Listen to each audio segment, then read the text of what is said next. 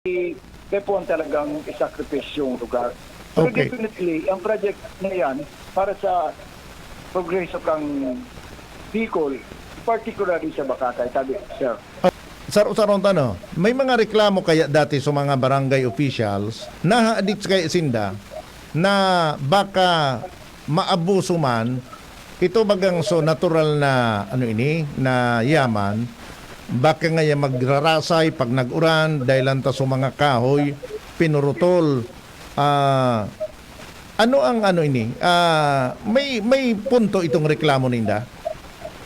Igawin po, day man talaga actually uubuso niya na kahoy. Siyempre, so, again lang, na kay po na aliyon, kaya po, igwaman po, nag-secure man kami ki special cutting permit sa DNR.